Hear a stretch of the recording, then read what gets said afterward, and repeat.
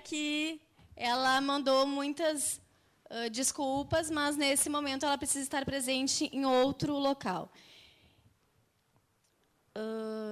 Então, formalmente, né, contando para vocês que o nosso tema de hoje é sobre empoderamento feminino, só que empoderar, ele é um verbo. Empoderar, ele está relacionado a enaltecer, no sentido tanto pessoal quanto profissional. E a gente não fica necessariamente ligado ao empoderamento feminino. O empoderamento, ele é de todas as minorias. O empoderamento da comunidade LGBTI, o empoderamento das questões contra o preconceito de todas as formas, racial, religioso, de tantas vertentes. Contando para vocês que o empoderamento feminino, ele movimenta muito a economia do país. Então, são aspectos sociais, aspectos econômicos, aspectos culturais, de que a gente precisa desta mudança de pensamento, desta mudança de cultura, aonde a mulher sai de um viés aquém, abaixo, e ela vem no sentido de empoderar-se para equiparação.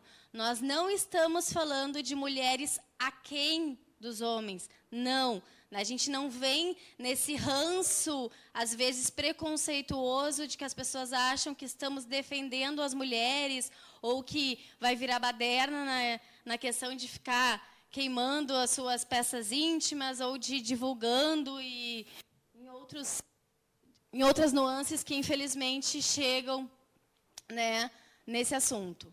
A gente está aqui para que as mulheres saiam da marginalização. E aí, quando a gente fala de marginalização, pensem numa folha de caderno que tem as suas margens, de saídas laterais e vir ao centro. Porque a mulher precisa estar ao centro, tanto pessoal quanto profissional, nas suas gestões empresariais, nos seus espaços públicos. Que bom que a gente tem a presença, então, de uma delegada para mostrar a importância da mulher nesses espaços, no legislativo, no judiciário, nas questões administrativas, em vários ramos sociais. Acredito que esse ranço ele não vai se encerrar nessa temporada, nesses anos presentes, até porque essa é uma pesquisa agora que, infelizmente, vamos ter que esperar 20 anos para uma equiparação salarial. Então, são 20 anos para a equiparação de 20 anos de equiparação de mulheres em cargos de gestão. Era essa. Que fique a ideia de que a gente não quer nada além do que reconhecer os nossos direitos e empoderar outras mulheres, porque empoderando elas, a gente se empodera, a gente empodera a sociedade, a gente movimenta a sociedade. E a gente vem numa luta de consciência e de mudança cultural de comportamento. Nisso, em vários ramos. A doutora Aline vem para o ramo jurídico, a Duda vem para o ramo mais social, ramo do esporte, a doutora Ellen viria no ramo profissional, na questão acadêmica, e a Marloren também numa questão acadêmica, de um trabalho também muito bonito, que ela vai nos apresentar. Inicialmente, a doutora Aline vai desmistificar a ideia de feminismo, nos mostrando alguns conceitos e nos contando um pouco do pré-conceito, né, deste conceito anterior, muitas vezes distorcido. Por gentileza. A doutora Aline, ela é mestre em Direitos Humanos pela Uniriter, especialista em Ciências Penais pela Unicinos, vice-presidente da Comissão da Mulher Advogada da OAB, membro da Comissão de Direitos Humanos da OAB, representante da OAB na Rede Lilás de Proteção a Mulheres Vítimas de Violência. Com a palavra. Boa noite. Eu vou falar de pé, tá? Boa noite a todos. Bom, Eu vou começar a conversar com vocês pelos significados da palavra feminismo e da palavra empoderamento. Por que eu trago isso? Porque, na realidade, nós temos o hábito social de entender feminismo como uma guerra de mulheres contra homens. Feminismo não se trata de uma guerra de mulheres contra homens. Feminismo nada mais é, pessoal, do que a busca pela igualdade entre os gêneros. O que é essa igualdade? Nenhuma mulher, quando pensa em igualdade, pensa em ser superior a homens. Quando a gente fala em igualdade, a gente está realmente se referindo à igualdade de gêneros. As mulheres estão socialmente inferiores aos homens no mundo inteiro. Isso é cultural, isso não é nada que a gente possa culpabilizar uma pessoa ou outra, isso nós nascemos e somos criadas entendendo que é natural. A naturalização do machismo faz com que haja, inevitavelmente, uma propagação em relação à inferioridade feminina dentro do âmbito social. Inferioridade feminina na questão do trabalho, inferioridade feminina no âmbito familiar, inferioridade feminina em qualquer lugar em que as mulheres estejam. Isso é visto com tanta naturalidade dentro da nossa sociedade que, se a gente for pensar bem, nós somos educadas para sermos submissas aos homens. Nós somos educadas para servirmos aos homens. Então, não tem como alguém, qualquer pessoa que seja, apontar para um homem e dizer, mas isso é tu que causou. Não é. Nós somos educadas por pais e mães. Mães são mulheres. E as mães também educam as filhas para servir aos homens. Atualmente, as gerações vêm começando a evoluir mais rapidamente em relação a isso. Mas eu acredito que nós ainda sejamos de uma geração em que nós aprendemos, nós meninas, a cozinhar, lavar, passar, arrumar a casa. Né? E o nosso ideal infantil era casar e ter filhos. Não é? A maioria de nós, mulheres aqui, que hoje eu digo, tem um parênteses a fazer, está muito bonito isso, porque nós estamos quase 50%. Né? Metade homens, metade mulheres. E isso isso é uma situação assim que não é comum quando se conversa sobre empoderamento feminino. É muito raro mesmo. Porque, assim como o feminismo tem um tabu, empoderamento feminino também tem um tabu. O tabu do feminismo deve ser quebrado. A gente deve começar a enxergar o feminismo como uma situação de direitos humanos. Todos nós aqui somos sujeitos de direitos humanos. E todos nós aqui temos direito à igualdade. E o feminismo é a busca de igualdade. Não tem, como disse a Dani, essa ideia de feminista rasga sutiã, feminista odeia homens. Não, gente. A gente adora homens. E a gente não rasga sutiã, a gente adora sutiãs também. Quanto mais bonito, melhor. Tu vai ser feminista, Aline? Então, tu não vai mais ter vaidade. Não, eu vou ter muita vaidade. Eu sou feminista pela igualdade. Ser feminista não é descaracterizar a minha personagem mulher. Ser feminista é buscar os meus direitos. Só isso, de igualdade. Eu não quero ser mais do que tu, nunca. Eu quero que tu ande lado a lado comigo. Eu quero que a gente possa, juntos, dentro de uma sociedade, buscar os mesmos direitos. E ser sujeito dos mesmos direitos e ser digno dos mesmos direitos. Porque nós somos. A gente só não consegue implementar isso, nós mulheres. Nós somos dignas do direito, nós somos sujeitos de direito, mas a implementação dos direitos, como é que fica? Essa é a questão que a gente tem que pensar a respeito de direitos humanos, essa é a questão que a gente tem que pensar a respeito de feminismo. Quando uma sociedade, mundialmente, tem conhecimento de que mulheres são mortas pelo simples fato de que são mulheres, isso não é um pouco aterrorizante? Vocês já pensaram, vocês homens, tendo filhas mulheres, vocês já pensaram na situação de cada filha de vocês, que quando saem de casa, no dia a dia delas, elas têm medo de sofrer violência sexual.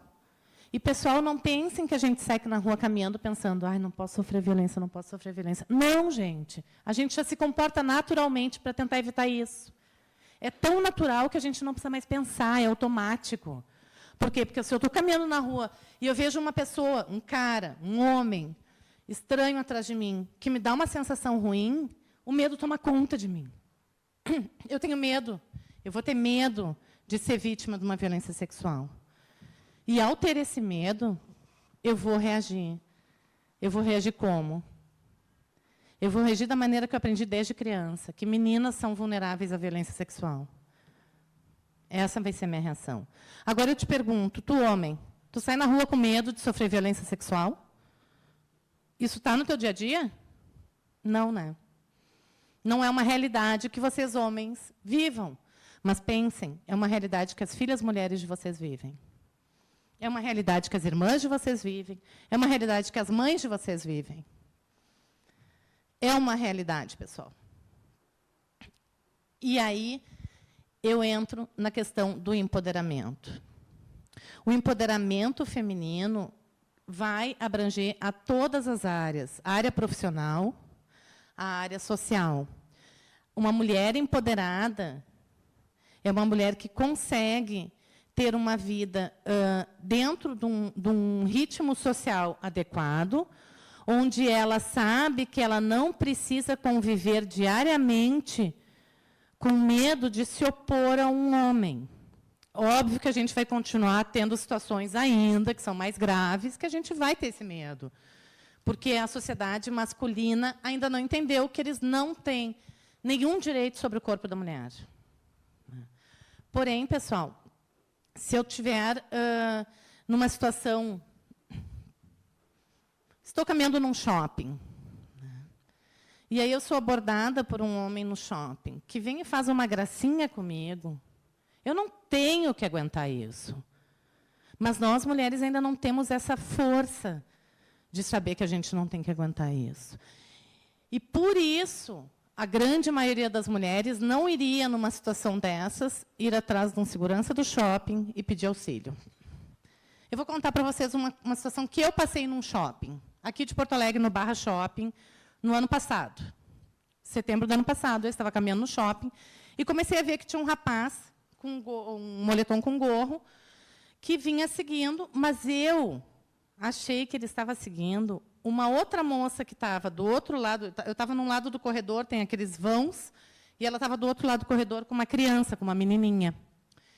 E eu achei que ele estivesse seguindo ela. E eu atravessei e vi que ele continuou seguindo, mas ela também estava mais ou menos na mesma altura que eu. Eu fui até ela quando ela parou numa vitrine e eu questionei-a. Eu disse, aquele rapaz com um moletom que está atrás de nós, está contigo? Não, disse ela para mim. E para minha surpresa, ela olhou para mim e disse, eu achei que ele estivesse contigo, porque ele está te seguindo desde lá de baixo. Eu levei um susto, porque eu só vi ele no andar de cima. Eu não tinha visto ele antes. E aí, a mãe dela, que estava um pouco mais para trás com o marido, se aproximou e disse, moça, não fica aqui, entra numa loja. Gente, qual seria a reação natural? Eu entrar na loja, ficar dentro da loja esperando o cara passar. Tá? Mas, para minha sorte, eu lido com esse ambiente, eu trabalho com isso, eu vivencio isso. Naquele momento, a minha reação foi, não, eu não vou me esconder. Se tiver alguém aqui que se esconder, que seja ele. Porque eu estou no meu espaço, no meu direito. E a mãe dessa moça ainda me disse, não, é mais seguro. Eu disse, não. Então, eu vou caminhando com vocês até eu chegar no segurança. E ele foi nos seguindo, gente. Ele foi nos seguindo. Quando eu cheguei no segurança, ele passou de mim, parou mais distante. E eu fui na direção dele, porque o segurança estava próximo. Quando ele viu que eu estava indo na direção dele, ele passou para o outro lado. E eu fui até o segurança, parei ao lado do segurança e disse, o rapaz que está de moletom, assim, assim, assim, está me seguindo. A mãe daquela moça estava tão apavorada porque via ele me seguindo há tanto tempo, que disse, moço, ele está seguindo ela desde lá de baixo e a gente está só controlando, porque ela não tinha se dado conta. O segurança agiu, atuou, foi em direção ao rapaz, que entrou dentro das lojas Renner para se esconder. Né? Nesse momento, o segurança olhou para mim e me fez a pergunta que todas as mulheres escutam, mas não é o que tu fez. Ele olhou para mim e disse assim, tu pretende continuar aqui dentro do shopping mais tempo? Sabem o que isso significa? Que, para evitar qualquer problema, eu tinha que sair do shopping. E não ele, não o cara que está me seguindo. Essa é a solução social, gente. Para tudo é a solução social. A mulher se retira. Né? E eu olhei para o segurança e disse, na realidade, eu não tenho muito mais o que fazer aqui mesmo. Eu ia só olhar mais uma coisa e ir embora. Né? Ele, então, tá. Então, eu te acompanho até a saída. Ele me acompanhou até a saída. Eu agradeci, sem dúvida nenhuma, e, na realidade, ele chegou num momento, ele me acompanhou, não até a porta de saída, ele me acompanhou até o próximo segurança, que daí me explicou, tu está sendo monitorada pelas câmeras, e o rapaz também está sendo monitorado pelas câmeras. E o último segurança lá na porta me levou até o carro. Eu fui escoltada para fora do shopping. Eu vou reclamar do shopping por isso? Não, não vou. Não vou, porque, naquele momento que eu estava com medo, foi uma boa alternativa que eles me deram. Agora, vocês pensaram que eu podia estar entrando no shopping, tinha muitas coisas para fazer lá dentro? Onde é que está a minha liberdade de ir e vir? Não está. Né? Onde é que está o empoderamento das mulheres aí? Eu fui empoderada? Não, eu não fui empoderada. Por quê? Porque eu poderia ter olhado para aquele segurança e ter dito, virem-se, eu estou dentro do estabelecimento de vocês e eu não vou sair daqui enquanto eu não terminar o meu passeio. E vocês que se virem para ir atrás desse cara. Porque quem está errado é ele, não sou eu. Poderia ter feito isso. Deveria ter feito isso? Deveria. Não fiz por quê? Me senti amedrontada. Por isso que eu não fiz.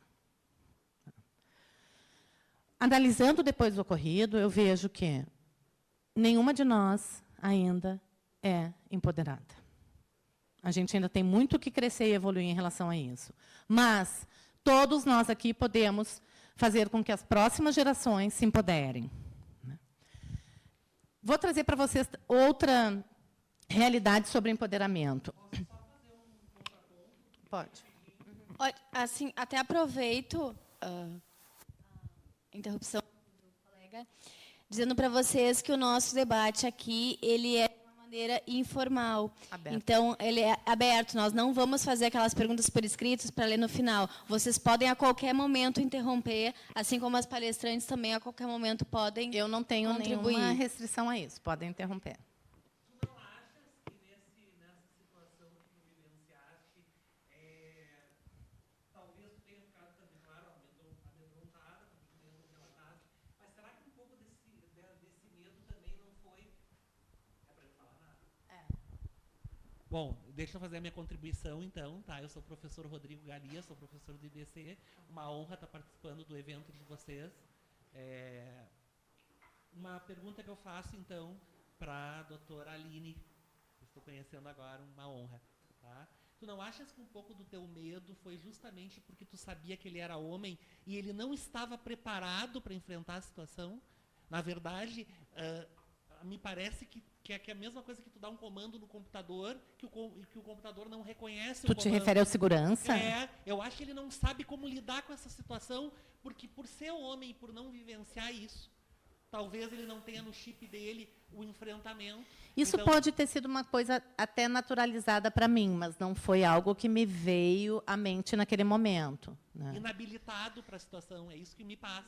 Ele não tem a resposta para te dar. Então, assim... Essa resposta de me manter dentro do estabelecimento e tirar o outro, realmente ele não estava hábil para dar. Não estava. Né? E acredito que em nenhum estabelecimento a segurança privada esteja hábil para fazer isso. Né? Até porque, esses tempos, eu estava vendo, eu recebi uma publicação, esses tempos, de um programa que estão fazendo de bares, né? e que os bares estão na causa contra a violência contra a mulher. Ótimo, maravilhoso. Qual é a ação desses bares? Se tu entrares num bar e tu for assediada, né, e aquilo te incomodar, tu pode usar uma palavra-chave com os bares que fazem parte desse programa. Quando tu falar a palavra-chave para o barman, ou para o garçom, ou para o segurança, eles imediatamente vão providenciar um táxi ou uma maneira segura para tu ir embora. Maravilha. Ótimo, se tu for pensar, é o mesmo que aconteceu comigo no shopping. Tu vai segura até teu carro, tu entra no teu carro e vai para tua casa, ok, muito bem, obrigada, entendeu? Estou segura, estou me sentindo segura de novo. Mas, só um pouquinho. Eu fui a vítima e eu tenho que me retirar. E isso é o que acontece constantemente nas situações de violência contra a mulher. A mulher se retira, que é para encerrar o problema. Essa não é a solução. A solução é, nós temos que começar, sim, a combater a violência de forma direta. Porque o agressor é que tem que ser o punido, não a mulher que foi vítima da violência. Né? Mas a gente não está empoderadas para isso, para essa exigência. Nós não estamos ainda. Né? Porque a gente ainda está engatinhando nisso. Então, para a gente ter essa força de conseguir juntar toda a sociedade por uma causa e por uma meta naquela causa, a gente tem que ter muito trabalho ainda de educação social para a igualdade entre homens e mulheres, né? Para a igualdade de gêneros, de todos os gêneros. Né? E isso ainda é uma coisa mínima que acontece. Mercado de trabalho, pessoal. Empoderamento no mercado de trabalho. Qual é a importância do empoderamento no mercado de trabalho? Alguém tem ideia? Alguma importância? Alguém imagina? Empoderamento feminino no mercado de trabalho. Por que isso é importante? Chuta, alguém chuta uma resposta. Valorização é uma importância. Economia, pessoal. A economia, pasmem, eu trouxe um dado para vocês que foi divulgado semana passada pelo Instituto Locomotiva. Olhem, prestem atenção. No Brasil, tá? Só por ser homem, o trabalhador recebe uma média de 75% a mais que uma mulher. Começa por aí. Só porque ele é homem, eu sou mulher, a média dele é 75% a mais.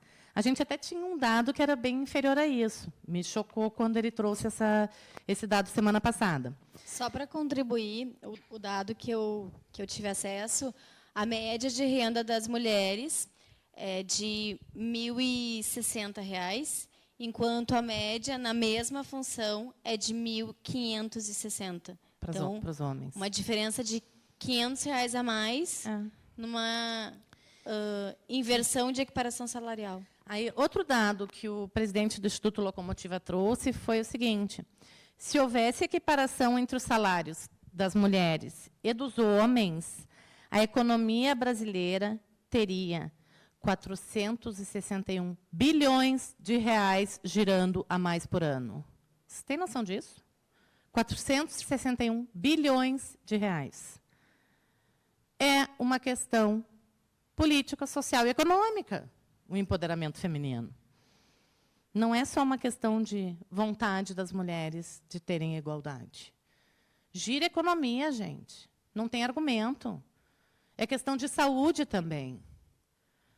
A falta de empoderamento das mulheres faz com que elas adoeçam muito mais em tipos de doenças como depressão, né? Doenças todas relacionadas ao emocional, as mulheres desenvolvem mais em relação a isso, por causa dessa submissão e dessa falta de empoderamento e dessa falta de reconhecimento de uma posição delas dentro da sociedade.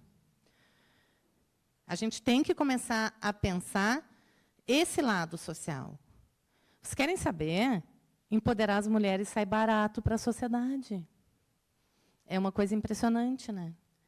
Mas, mesmo assim, a nossa cultura já é tão arraigada que, quando a gente fala de economia capitalista e de, né, vamos girar a economia, isso não é visto. Por quê? Porque a cultura machista é tão forte que a mulher sequer representa poder econômico.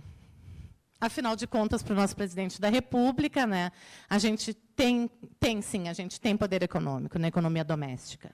Né? Em economia doméstica, nós somos o topo. A gente sabe fazer compras no super e controlar preços de supermercado. Num país que tem esse raciocínio, num país onde o presidente da República externa, no dia 8 de março, que é o Dia Internacional da Mulher, no seu discurso, ele nos brinda com essa pérola, como é que a gente pode esperar que a gente já esteja evoluído nisso? Não está. Não está. A verdade é que a gente não está e a gente tem muito trabalho a fazer. Vou dizer mais alguns dados dessa pesquisa que eu achei muito interessante da Locomotiva, que é o seguinte: só 6% dos brasileiros não acham justo que mulheres tenham o mesmo salário que homens no mesmo cargo. O que significa? Que 94% dos brasileiros dizem é injusto uma mulher receber menos. Né? Gente, que maravilha esse pensamento social. 94% dos entrevistados têm essa noção. Isso é maravilhoso. Aí a gente vem com outro dado. 68% dos homens consideram que a chefia saber que a sua funcionária vai engravidar prejudica a carreira da mulher. O que significa? Que a gente tem noção da realidade. Muitas chefias evitam contratação de mulheres porque elas podem engravidar, e isso vai prejudicar tanto a carreira quanto a empresa. Então, o fato de uma mulher estar em idade fértil complica para ela evoluir na carreira. Já deixa ela atrás dos homens nessa evolução. Posso dar um exemplo no serviço público, um absurdo que acontecia, agora a gente conseguiu... Eu acho que tem que dar o microfone para ela. A gente conseguiu barrar isso. Né? No âmbito da Polícia Civil, a mulher, durante o período em que ela estava em licença maternidade, aquele período não contava para ela, para o estágio probatório. Então, o estágio probatório dela ficava interrompido. Portanto, nós tivemos um caso que o marido e a mulher eram da mesma turma de delegados.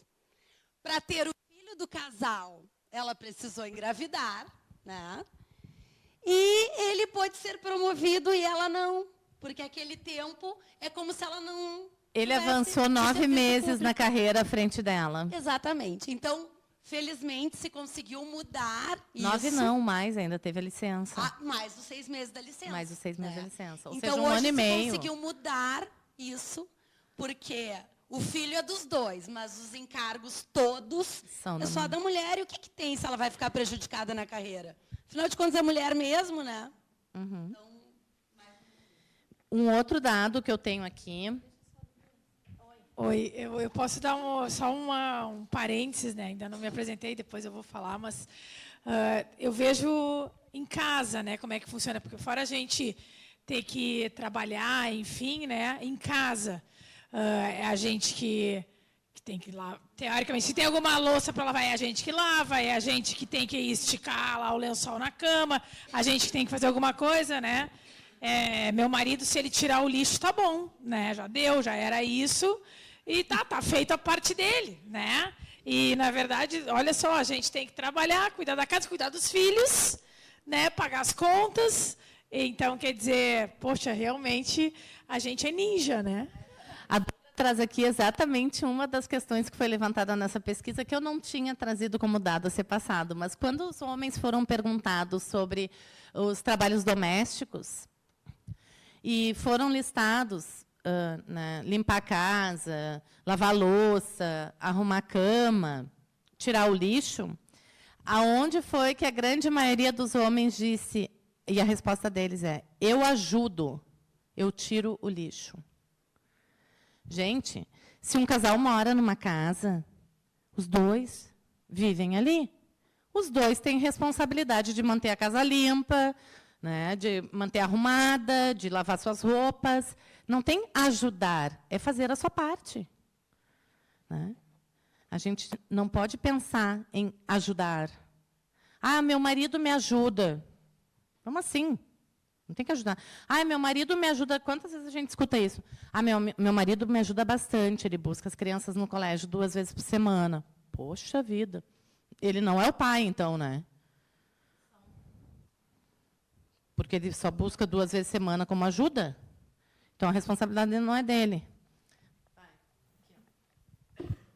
Só um parêntese, porque eu tenho a grata função de ser a debatedora.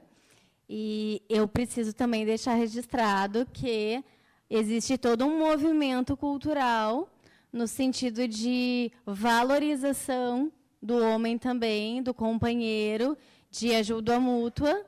Então, só para deixar claro que a gente só está mostrando um olhar, mas não necessariamente é o único olhar que a gente tem. Hoje em dia, as contribuições dos maridos, companheiros, parceiros, independente também na questão de gênero, ela é cada vez melhor no nosso contexto, e não divergindo da doutora Aline, mas contribuindo, eu preciso fazer esse contraponto.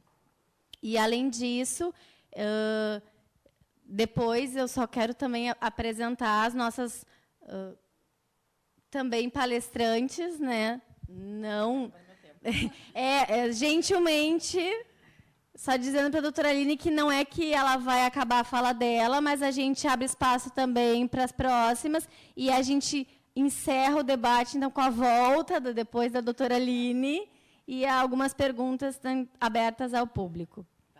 Mais 5 minutos, por gentileza. Ok, então vou aproveitar esses 5 minutos. Se alguém tiver uma pergunta, pode me parar, não tem problema nenhum. Tá. Eu quero só fazer um contraponto. Só. Tá. Mas isso é ótimo. Eu só queria que tu abordasse o seguinte, se tu achares conveniente, assim, tu não acha que a queda da Dilma, sem falar pró-PT, contra, nem sem entrar nesse mérito, sem partidarismo, mas será que a queda dela como presidente também não tem uma vinculação? Quando ela caiu, eu pensei assim, primeira presidente mulher no país, e eu acho que naquele momento o país não preparado para isso. Simbólico, né? Eu queria que tu só me... Sim. Contraponto. Sim. Tem, sim, em todo esse processo do impeachment, da queda, todo o processo que antecedeu ao impeachment, ficou claro, durante todo aquele processo, que tem, sim, um viés de gênero. Nós tivemos a nossa primeira presidente mulher, e, diferente dos nossos presidentes homens, ela foi vítima de várias situações de preconceito de gênero, inclusive situações grosseiras.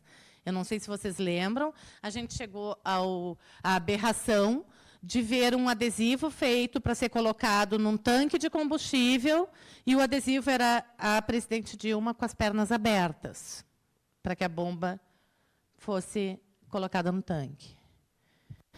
Alguém aqui está disposto a me explicar como isso não é uma questão de gênero?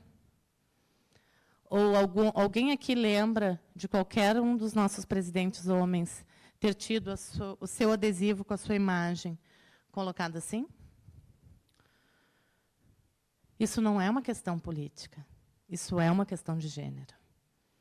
Isso é uma questão de preconceito de gênero. Isso é uma maneira de mostrar para que as mulheres servem para alguns homens. Né? E é clara essa maneira de mostrar. Por mais que tentem dizer, não tem nada a ver com isso, foi só uma piadinha.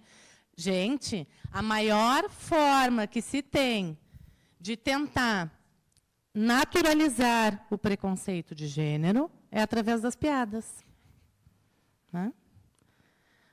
Podem ter certeza que sempre que houver uma pessoa com uma postura preconceituosa em relação à mulher, uma postura superior em relação à mulher, né, ele vai lançar mão de piada. Porque, eu só estou brincando. Não. Quem tem um olhar para isso sabe que não é brincadeira. Mas ele não quer ser punido, ele não quer ser apontado como preconceituoso naquele momento por quem está com ele, e, por isso, ele vai lançar a mão de uma piada. Essa é a maneira clássica do machista, do preconceituoso, se expressar e tirar o corpo fora. E aí eu digo por mim. Quando um machista preconceituoso se expressa e tira o corpo fora, eu considero ele um covarde. Porque se tu é machista e tu é preconceituoso, tenha, no mínimo, a honradez de assumir isso. Porque se tu vai ser covarde, fica longe da sociedade, que a sociedade não precisa de ti. Já basta ser machista e preconceituoso, se vai botar junto a covardia, pula fora, porque o trem está passando e tu está fora do rumo. Né? Então, sim, naquela questão toda da Dilma, eu vejo, sim, uma forte influência da questão de gênero. Né? A aceitação de uma mulher no poder máximo do nosso país, que é a presidente da República, né? E tanto é assim que as pessoas não aceitavam que ela queria ser chamada de presidenta. Né? Ah, está errado, começa a discussão. Né? Agora, quantas vezes a gente ouviu falarem que está errado alguma manifestação do Temer e de meterem pau em cima dessa manifestação dele? Não. O cara está para cair há um mês. Ele está agarrado só ali. Mas a sociedade está ali, né? Paradinha numa boa. Se fosse uma mulher que estivesse recebendo malas de dinheiro, hein? E aí? Onde é que ela estava? Por muito menos ela sofreu impeachment. Por muito menos ela sofreu impeachment, e até hoje eu não consegui ainda entender, se alguém puder me explicar, por que os direitos políticos dela não foram cassados. Por quê?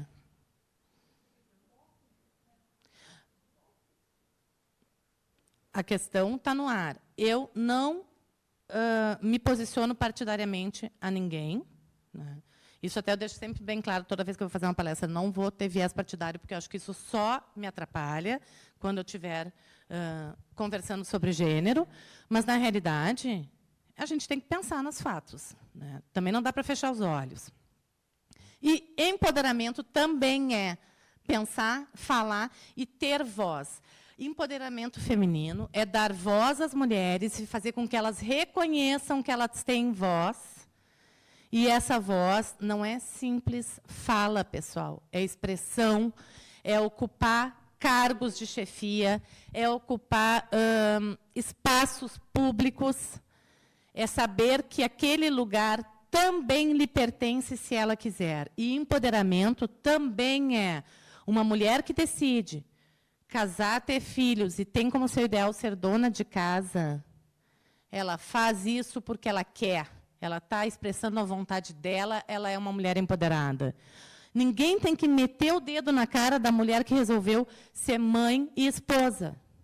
Se ela decidiu isso com a sua livre vontade, ela tem que ser feliz assim. Porque qualquer mulher pode decidir o que quer fazer em qualquer momento de sua vida. Nós somos donas dos nossos corpos, nós somos donas das nossas mentes e nós somos donas das nossas vidas. A gente tem que viver socialmente respeitando as regras sociais, que são colocadas para todos de maneira igual. Agora, não tem ninguém que tenha permissão de achar que uma mulher não pode ser empoderada e ocupar espaços públicos, ocupar espaços em empresas, ocupar o espaço que ela quiser e que ela estiver apta para isso. Tem uma pesquisa que saiu nos Estados Unidos, vou rapidinho, tá? Só essa. São duas coisas rápidas que eu quero colocar. Uma, primeira, antes da pesquisa. Não sei se vocês lembram que no dia 10 de maio houve uma sessão do Supremo Tribunal Federal, em que a nossa ministra Carmen Lúcia, presidente do Supremo, tinha dado a palavra para a ministra Rosa Weber, que era a vez da ministra Rosa Weber votar após o ministro Lewandowski e após, eu não me lembro qual foi o anterior a ele. Dada a palavra à ministra Rosa Weber para proferir o seu voto, no meio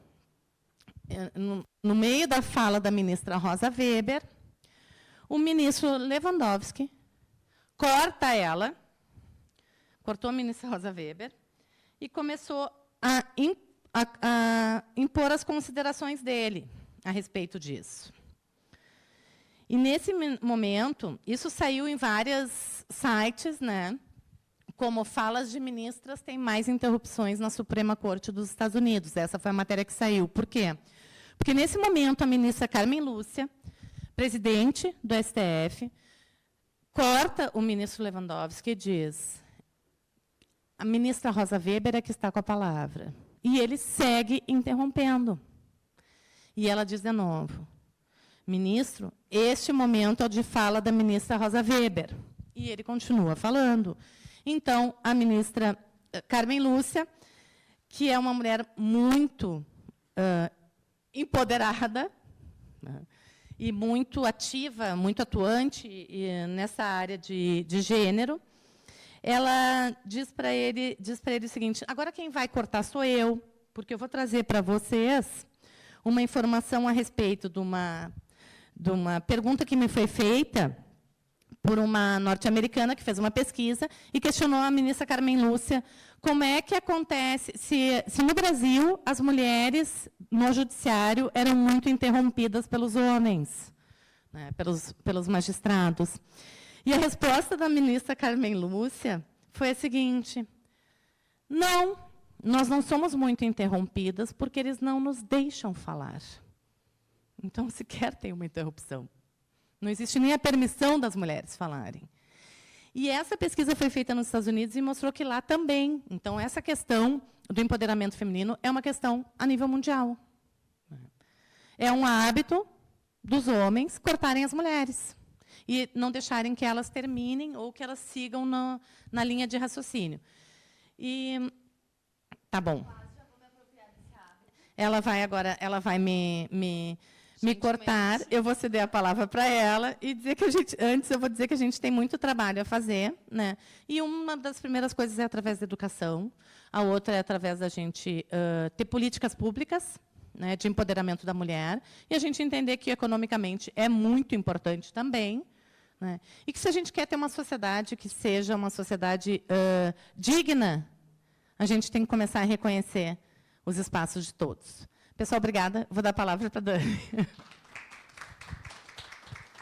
Desde já, a gente agradece a participação da doutora Aline, ratificando que empoderamento feminino é uma questão de consciência da igualdade de direitos, de igualdade de gênero, independente do gênero que se está observando, e de ocupação de espaço.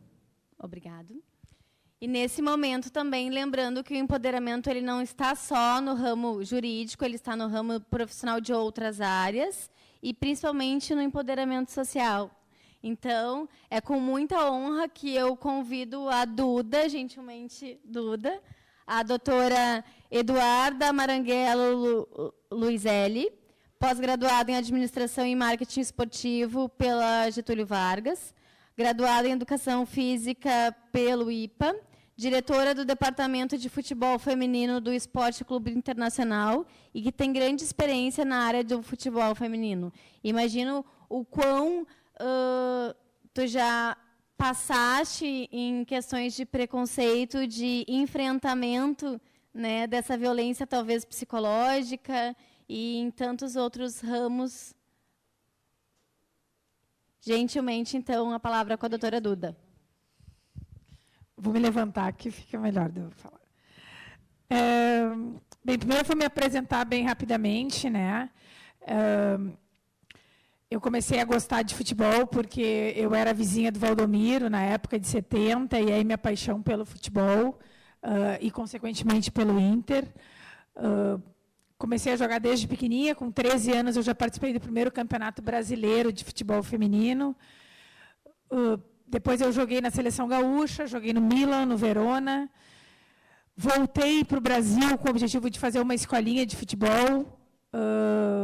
Foram 9 anos de escolinha de futebol no Inter. Naquele momento, logo em seguida, a gente parou com a escolinha, comecei com as escolas da Duda.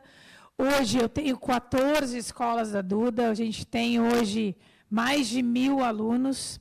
A nossa escola é uma das maiores escolas do estado do Rio Grande do Sul. a gente pega meninos e meninas a partir de 3 anos de idade. Eu tenho até uma senhora de 74 anos que fazem aula de futebol. Ou seja, a gente tem para todos os gêneros, para todas as idades, para aquele menino que é craque, para aquele menino que é gordinho, que não sabe nem o que é uma bola. A gente trabalha o futebol como negócio, como uma escola de futebol realmente. E agora, nesse início de ano, né, a gente recomeçou o futebol feminino dentro do Esporte Clube Internacional de uma forma extremamente grandiosa, aonde talvez seria uma utopia querer o empoderamento, né, das mulheres. Quem sabe um dia a gente não vai chegar lá, né? Um pouquinho que seja, porque hoje já é uma exigência que vem da FIFA para Comebol, Comebol CBF, e aí a obrigatoriedade dos clubes hoje terem o futebol feminino. Por isso, o Esporte Clube Internacional foi ao encontro da legislação e já criou o departamento este ano, né? Então, a gente começou em 3 meses de trabalho, a gente colocou 200 meninas na escolinha, a gente estamos competindo já na equipe seleção sub-15, sub-17 e na adulta. A gente hoje busca empresas parceiras, né, para que o futebol feminino ele seja autossustentável dentro do clube. A gente já visualizou várias maneiras de ser, como, por exemplo, o clube hoje ele tem 23 mil sócias mulheres. A gente quer chegar, com a ajuda do marketing do clube, agora, nos próximos meses, vai vir já uma campanha de marketing, onde o Inter vai buscar mais 7 mil sócias mulheres. 7 mil sócias mulheres significa aí, vamos lá, R$700 mil mês. Poxa, a gente faz um timão, né? Que vem um percentual para o futebol feminino, a gente faz um grande time. O clube está visualizando o futebol feminino como um negócio hoje, né? Então, a gente... Poxa, vai vir agora, nos próximos meses também, uma camiseta, de repente, da Nike com detalhes em rosa, onde vai ter um percentual voltado para o departamento feminino. Então, a gente está visualizando o futebol feminino hoje como um grande negócio. Hoje, se tu botar lá hashtag Mulheres Coloradas, a gente tem mais de 5 milhões de visualizações, né? É um número absurdo hoje que a marca internacional nos proporciona, né? Então, a gente viu hoje que realmente o futebol feminino ele vai ser um negócio, ele é uma realidade dentro do clube, e a gente está buscando os nossos espaços. É muito difícil a gente estar num meio extremamente masculino, é muito difícil. Eu vou dar um exemplo onde a gente queria fazer uma preliminar, né? Quem sabe? Não.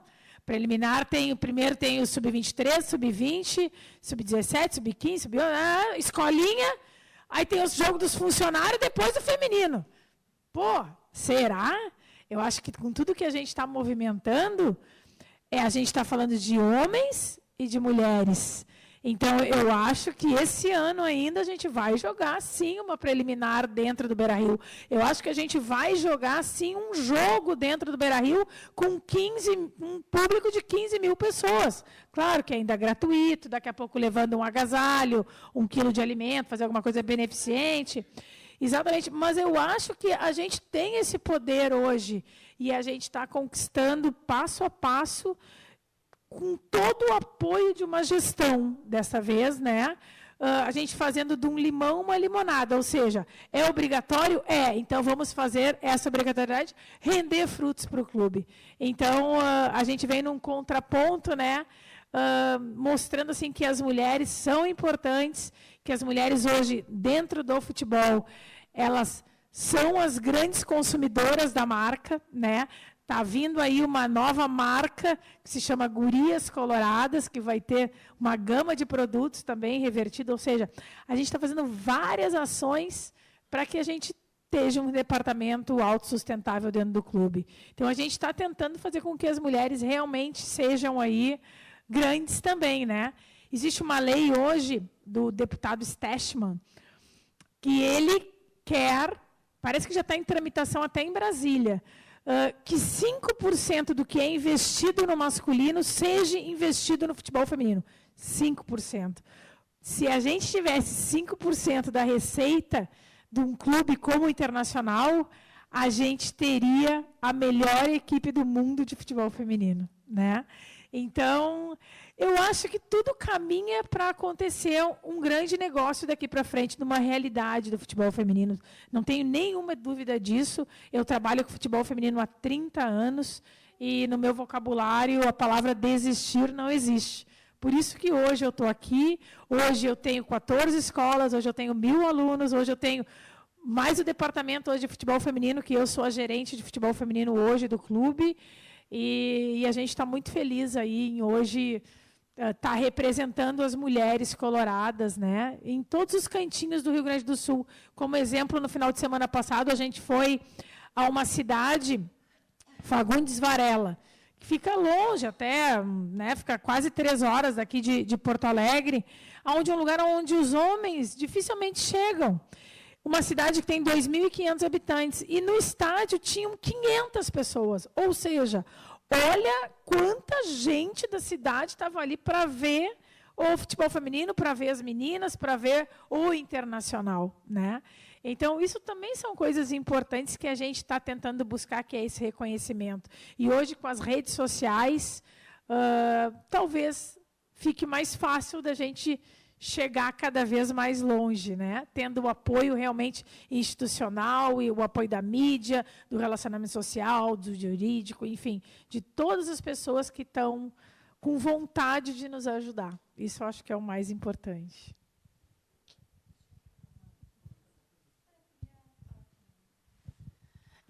Duda, eu estou assim, muito impressionada com o teu trabalho. Não tinha conhecimento de todo esse alcance já do trabalho, mas eu estou me dando o direito de te trazer uma ideiazinha, né? Quando a gente trabalha nessa área de empoderamento e de igualdade das mulheres, a cor cor-de-rosa se torna a cor do câncer de mama. Agora, a cor cor-de-rosa, se tu tiver como colocar essa ideiazinha na mente dos dirigentes do Inter, mas se o time masculino do Inter se dispuser a entrar de rosa em campo, isso seria um reconhecimento do empoderamento do time. Isso seria uma baita ação do Inter de apoio à igualdade de gênero. Porque todas nós mulheres, quando a gente fala assim, em ter o nosso espaço, a gente pensa em cor-de-rosa. É ou não é? Vocês sabem por quê? Porque meninas vestem rosa, né? E meninos vestem azul. E isso é cultural em relação à distinção de gêneros. E é justamente isso que a gente impõe já desde lá de bebezinhos, que faz com que a nossa cultura de diferença se enraize e aí passe a crescer sempre visando a diferença entre os gêneros. E a nossa luta é pela igualdade de gêneros. Então, eu te peço, realmente, se tu puder assim, levar a ideia, né, fazer um trabalho dentro do clube para que os jogadores, os homens do time do Inter, que são muito abertos para isso, porque a gente já teve o Grenal de gênero. Acabou tendo um evento agora, em março? Em março teve o primeiro Grenal, mas a Federação Gaúcha assumiu a causa não à violência contra a mulher, né, e nós entramos em campo no Grenal, que foi na Arena, né, com as faixas, fazendo a promoção da campanha.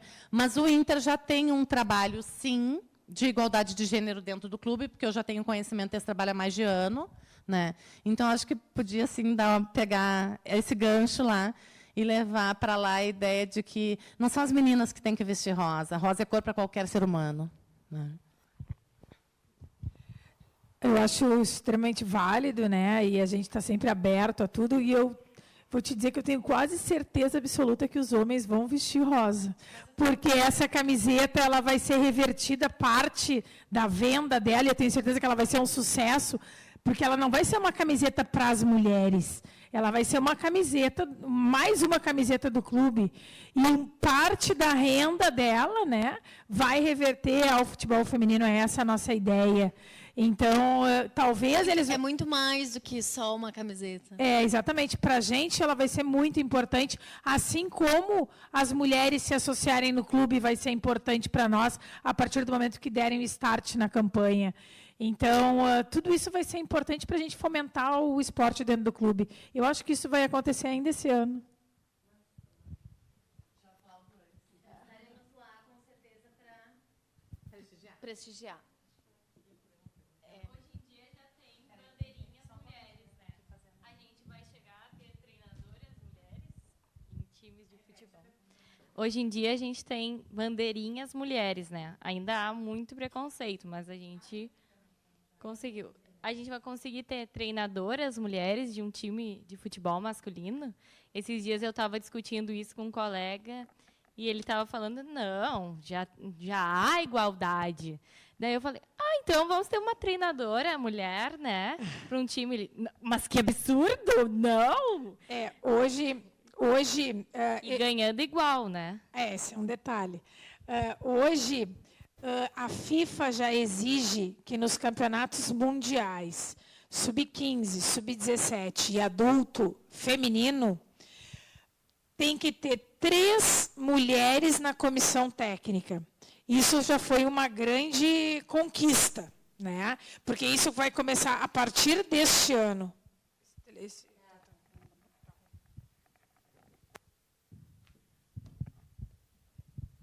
Então, isso já vai começar a partir deste ano, né? São 3, mas uma comissão técnica hoje multidisciplinar, tem quase 12 pessoas, 15. 3 são mulheres.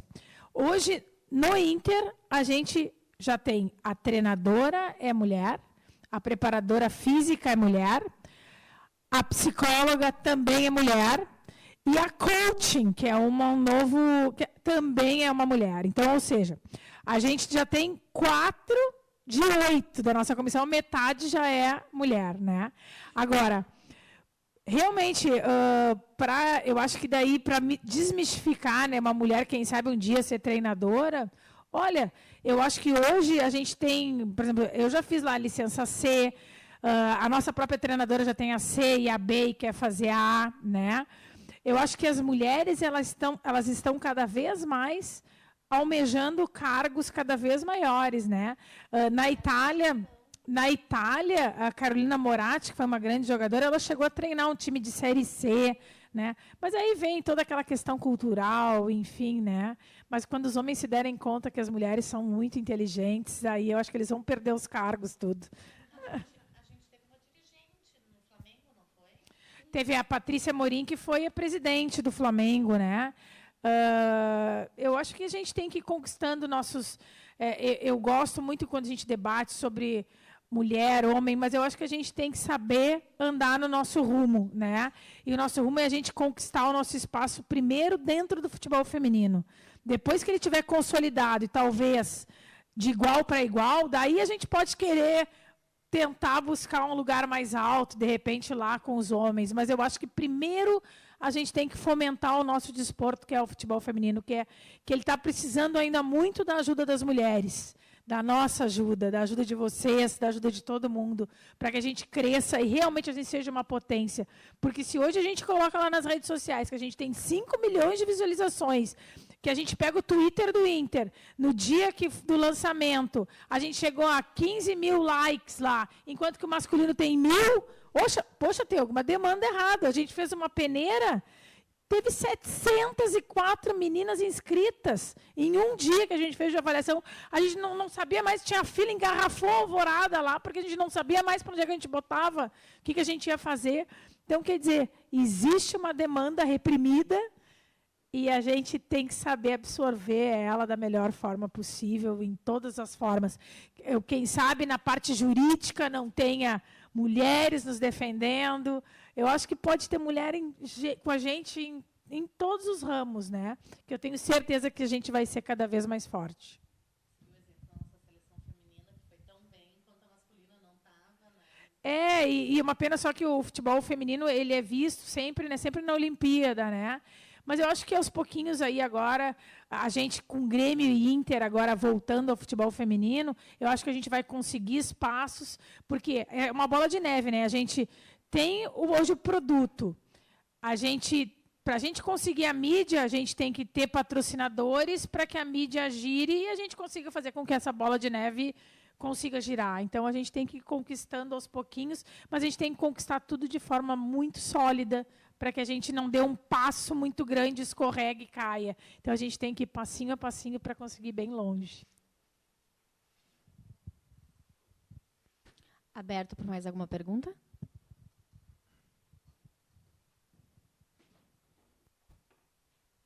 Eu acho que nem a colega perguntou ali, é porque, como qualquer profissão, a exclusão da mulher sempre foi muito grande, né? Então, talvez essa falta de treinador é porque foi excluído a mulher poder ter esse aprendizado, né? Então, praticamente todas as profissões, a mulher não podia nem aprender, né? Então, é mais um caso que a diminuição do machismo, né? Para poder, porque sempre foi mulher não podia votar, mulher não podia trabalhar fora de casa, então é mais uma evolução, né? É mais uma ponta das profissões alcançarem, né? O que ele falou tem muita coerência, porque na realidade a gente tem que fazer esse trabalho concomitante, né? É um trabalho de extirpação do machismo e de empoderamento das mulheres para ocuparem esses espaços. A gente tem que Passar a reconhecer que qualquer lugar é lugar de mulher e qualquer lugar é lugar de homem. Lugar de mulher é onde ela quiser, né? Essa é a nossa frase das feministas, das que lutam pelo empoderamento, e, na realidade, deveria ser uma frase de toda a sociedade, para que a gente comece a diminuir e combater totalmente essa cultura do machismo.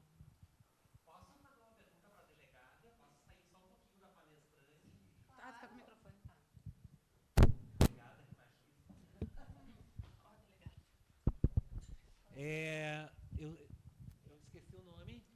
Patrícia. Patrícia, primeiramente, boa noite. Boa noite. Gostei muito das tuas contribuições também no evento. A minha pergunta para ti é a seguinte: deve fazer um bom tempo que tu és delegada, 18 anos. 18 anos. A minha pergunta é, se nesses 18 anos tu nota nas novas delegadas que estão assumindo o cargo uma aceitação, a palavra é horrível, é mais machista ainda, mas uma aceitação melhor nessa função, ou se quando tu assumiu era mais fácil, como tu vê isso? E se tu precisou, em alguns momentos, para iniciar um respeito contigo na função, se tu sentiu que tu precisava te masculinizar em alguns momentos para isso? Às vezes eu vejo algumas meninas assumindo como delegada e tendo que não usar maquiagem, não tendo que ser femininas para tentar um respeito. Eu queria que tu falasse um pouquinho sobre isso para a gente, assim. Tá, vocês me permitem. Eu vou tentar resumir um pouquinho, tá? Quando eu entrei na polícia, tinham 15 mulheres, né, delegadas. E daí, com a minha turma, foram mais 25, né? Hoje, nós somos 30% do universo de 700 delegados. Então, isso mudou muito, né, durante todos esses períodos. Cada vez eu vejo as delegadas mais femininas na polícia, ao contrário até da sua observação, eu vejo ao contrário. Cada vez mais femininas. E quando eu entrei na polícia, a maior resistência que eu tinha era das presas mulheres, a competição das mulheres sempre. Não, na verdade, no dia a dia a gente convivia mais realmente com as presas nas delegacias, né, quando a gente autuava. Os homens que a gente prendia nos respeitavam muito. Os policiais que trabalhavam conosco nos respeitavam muito, mas os nossos colegas delegados mais velhos não nos respeitavam e não nos reconheciam. As mulheres não eram promovidas por merecimento, portanto, elas não conseguiam chegar nos cargos mais altos, porque, pela antiguidade, elas eram mais jovens do que os homens na polícia, porque elas ingressaram em 92. Então, eles sempre eram. Quando eu entrei, só tinham homens delegados quarta classe. Mulheres não tinham, né? Eu sou quarta classe desde 2013. Da minha turma, eu fui a primeira mulher quarta classe. E daí sempre assim, se a mulher e foi promovida, sentou no colo de alguém, entendeu? Então, isso é muito complicado. Então, a gente tem muito mais problema com machismo entre os nossos pares do que na sociedade como um todo. Às vezes era pelo fato só de eu ser mais jovem, eu entrei com 25 anos. Daí chegavam na delegacia, eu gostaria de falar com o delegado. Claro, já dizia um homem, né? O delegado. Não sou eu. Não, mas o delegado que coordena... Não, sou eu, senhor. Talvez por ser mulher, mas eu acho que também um pouco da questão de ser jovem. Agora, as mulheres é complicado. Porque nós somos educadas para isso. A gente agradece.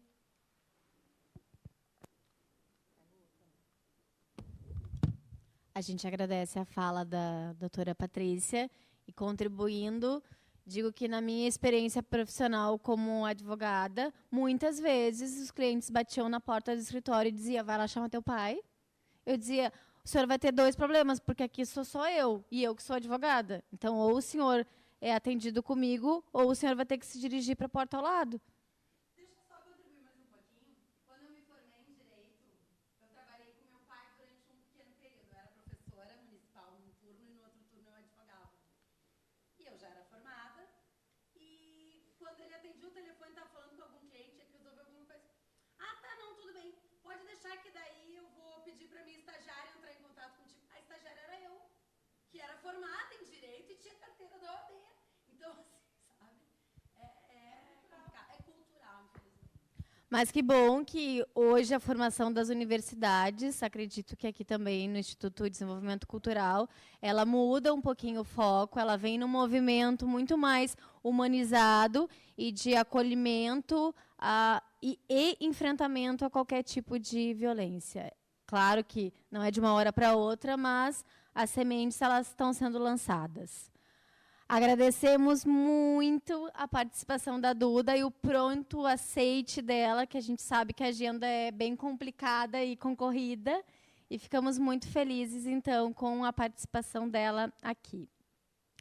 Agora, para finalizar a nossa noite de uma forma brilhante, a gente deixou, né, a queridíssima Marlore, a doutora Marloren Lopes Miranda, doutoranda em filosofia da UGS, e a gente já deixou propositadamente uma filósofa para falar por último, porque se deixasse a gente ficaria aqui até amanhã de manhã. Pesquisadora de temas em lógica e metafísica no idealismo alemão, em especial na filosofia de Hegel, e busca relacionar alguns conceitos relevantes à teoria do reconhecimento, em especial ao feminismo. Faz parte do grupo da primeira tradução completa da ciência da lógica, de Hegel para o português, já tendo publicado seu primeiro volume, A Doutrina do Ser, além de diversos outros artigos em revistas científicas. Então, também de uma forma muito especial, a gente já agradece a participação da doutora Marloren. Por gentileza. Boa noite, então, a todos. Eu vou ficar sentada, porque eu sou do contra, mas também porque eu estou com alguns dados aqui para não me perder. Vou ficar sentada.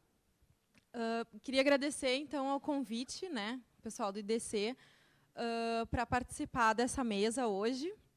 E é sempre bastante importante que as mulheres ocupem cada vez mais espaço, mas que também que nos cedam eles, né, para que a gente possa falar, né. Então, eu fui convidada hoje para falar aqui, mais especificamente sobre o espaço acadêmico. E eu queria chamar a atenção para o meu espaço acadêmico, que é o da filosofia, porque ele é um caso bem interessante nessa questão de gênero, apesar de ser da área da humanidades, é a área que menos tem mulher. Por N questões, é a área que menos tem mulher das humanas, né? Se aliando à física, à matemática, às engenharias, e a filosofia está lá, né? Bom, eu fiz toda a minha formação na URGS, então eu acompanhei minhas colegas desistindo, né, e cada vez entrando uma ou outra menina, mas muitas ficando para trás. Agora, no doutorado, a gente hoje, se eu não me engano, a gente é 25% das alunas da URGS em pós-graduação, né, na filosofia. Então, é um número muito pequeno ainda, né? Mas eu queria falar sobre uma pesquisa recente e inédita também, que foi publicada pela revista Pesquisa da FAPESP, agora em fevereiro de 2017, realizada pela professora Carolina Araújo, da UFRJ, que ela fez um levantamento de todos os dados do INEP, né, o Instituto Nacional de Pesquisas Educacionais, sobre a presença feminina em cursos de graduação, mas principalmente de pós-graduação, em filosofia no Brasil. E algumas coisas eu queria trazer aqui, porque são dados bastante interessantes, né? Entre os alunos de graduação em filosofia, 38% são mulheres. Um número bem abaixo do que seria, por exemplo, numa pedagogia, ou numa psicologia, ou ainda na letras, né? Sociologia, Na pós-graduação, mestrado e doutorado, que são 44 programas em todo o país, só 28,45% são mulheres. Ou seja, esses dados são de 2014, tá? Mas é o mais atualizado que a gente tem. Mas de 3.652 alunos em pós-graduação em filosofia, pouco mais de 1.000 são mulheres. Um terço. Entre o corpo docente, por exemplo, esse número é ainda menor. Só 20,94% são mulheres. E tem 2 casos interessantes que não tem nenhuma mulher, nem como aluna, nem como professora. Um é a Federal de Pernambuco e a outra é a PUC Paraná. Em 2014 não tinham nenhuma mulher na pós-graduação nessas 2 universidades, a PUC Paraná, que é um grande nome, né, e a Federal de Pernambuco.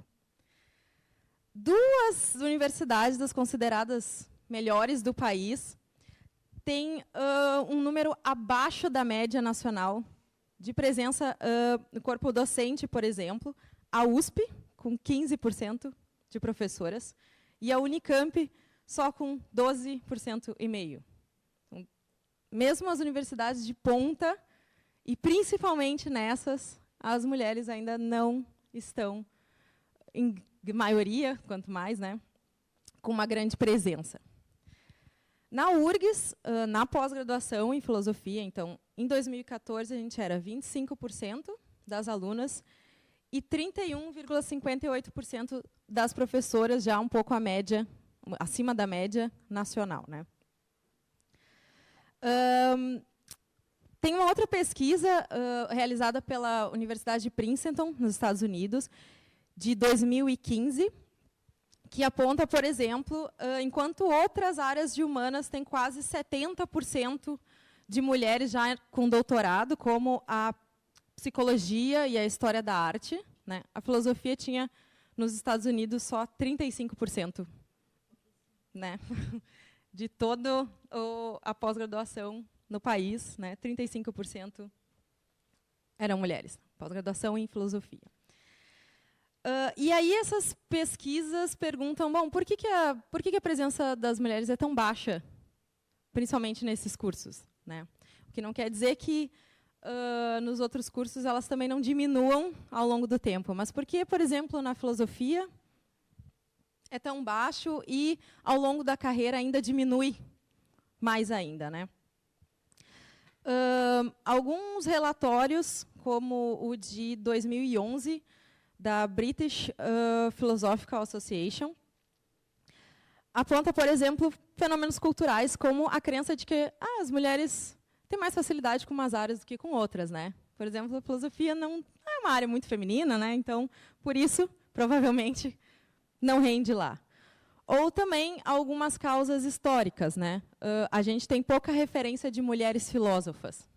Toda a tradição, todo o cânone da história da filosofia são homens, né? Inclusive, a minha área de estudo também ainda é masculino, idealismo alemão, são 4 filósofos, né? Marlore. Diga. Estou falando isso agora, eu me veio à mente a ideia que não é uma ideia falsa de que, na realidade, as mulheres não são feitas para pensar, né?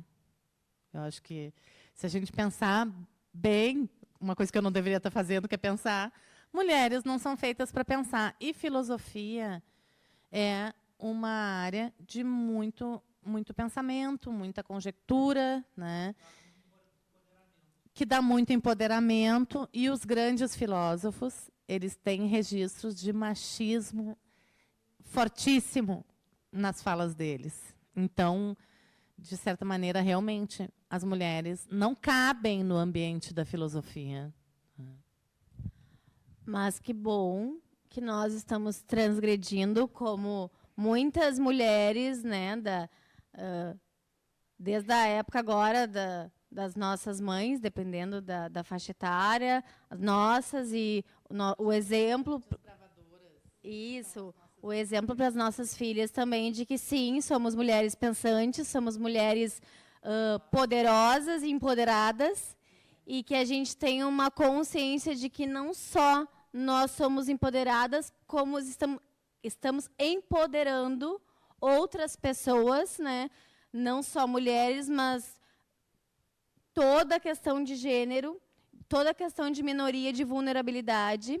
E que bom que, a partir de agora, com novos números ali também de contribuições na área da filosofia, entre outras áreas, estamos transgredindo esse aspecto cultural e pré-histórico, digamos assim, de uma cultura machista.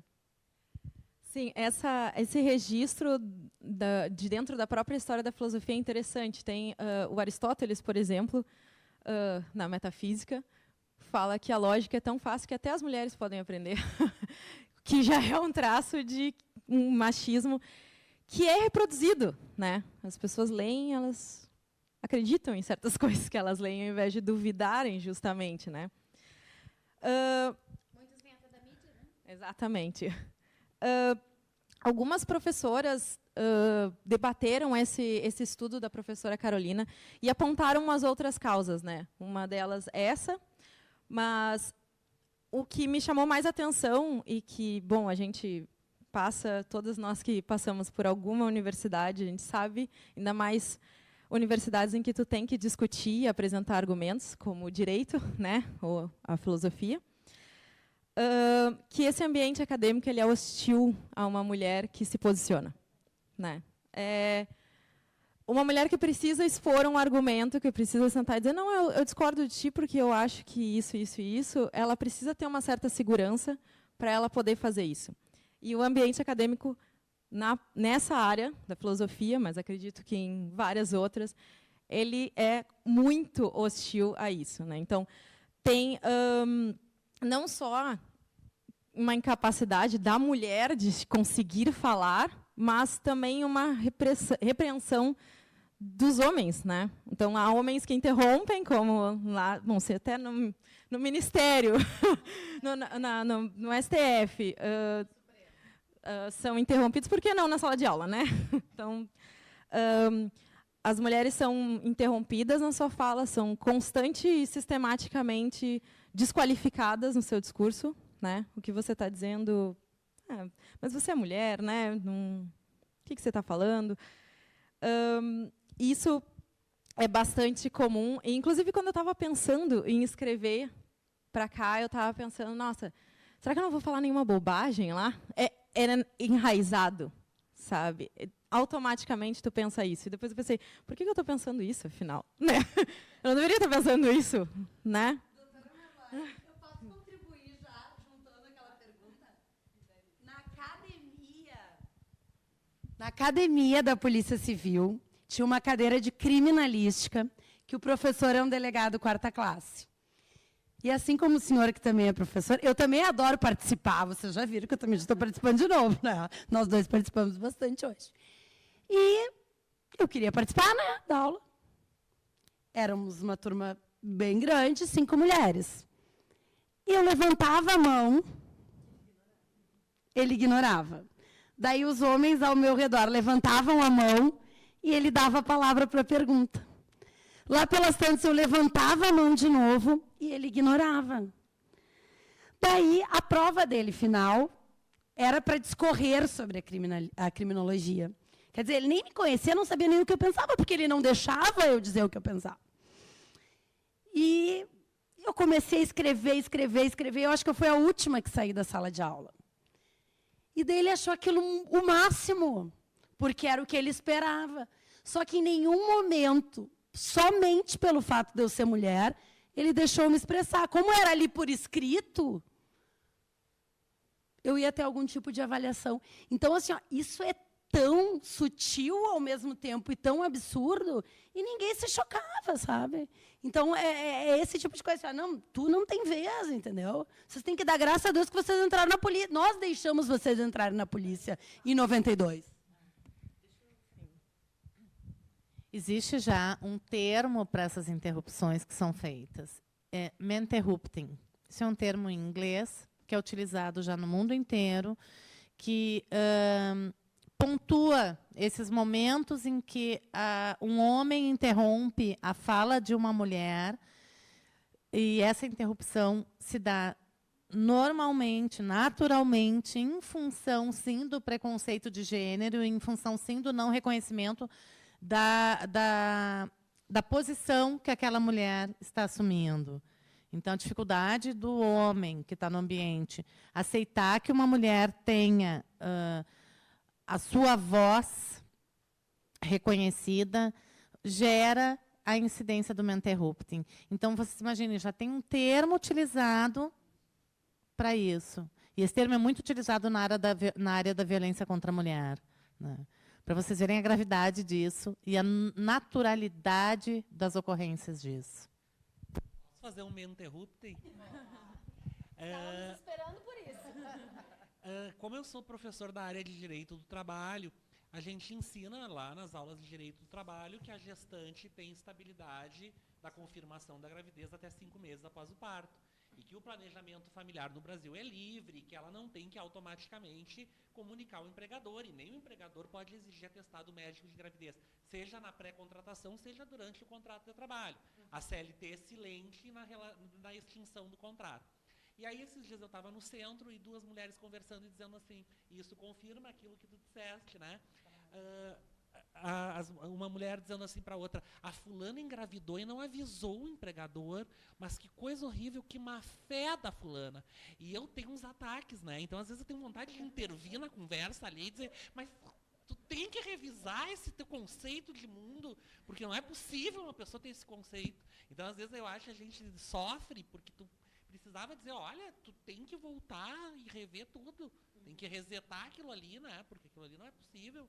Uma mulher falando isso. E aí eu queria só que vocês fizessem só um paralelo, quem quiser fazer qualquer uma de vocês está apta, mas aqui achar que está mais apta para isso, o seguinte, será que às vezes as mulheres na mídia, como uma Anitta, por exemplo, não usa essa imagem da mulher como mulher objeto, Carla Pérez, tudo isso, será que isso não fragiliza um pouco a mulher também? Às vezes eu fico pensando, não que ela não possa ser uma artista e ser uma cantora, não é nesse quesito, mas essa questão do desejo, da mulher maçã, da mulher pera, será que não tinham que usar esse espaço um pouco também para fixar o seu papel de interventora na sociedade, assim? Eu acho que só... As empregadas, né? Falando da má fé, também acontece porque acontece esse machismo da mulher pensar que é má fé, as próprias mulheres pensar, porque as mulheres também muitas vezes não podem ser empresárias por causa dessa cultura machista, e os homens acabam contando essa mentira e as empregadas acreditando que elas são obrigadas a comunicar, né? Eu acho que sim e não para a tua pergunta, porque eu acho que dizer para a mulher que ela pode, né? Não que ela tem que, mas que ela pode ser uma empresária, ou ser uma advogada, ou ser uma professora universitária, ou qualquer outro cargo que ela quiser, não anula o fato de que ela também pode ser um objeto de desejo. Não precisa anular as coisas, né? Ser desejada, acho que é algo de todo ser humano, inclusive, não só das mulheres, né? Não sei em que medida o fato de que uma mulher esteja rebolando, sim, reafirma, por um lado, o discurso, mas, por outro lado, por que tem que reafirmar esse discurso? Ou por que tem que negar o discurso de que ela também é um objeto de desejo, como qualquer outro ser humano é um objeto de desejo, né? Só para pensar, assim. A doutora Marloren faz esse ponto, que eu acredito que é agora na contribuição da doutora Aline também, mas eu, trazendo, né, o advogado do diabo, faço o contraponto pensando na esfera da criança e do adolescente. Nós temos eu sempre digo ranço, mas no sentido de, infelizmente, cultural, a erotização da criança. E aí a gente começa na área jurídica, tendo, no passado, aqueles processos, por exemplo, da sandalinha da Carla Pérez de salto com batonzinho vermelho.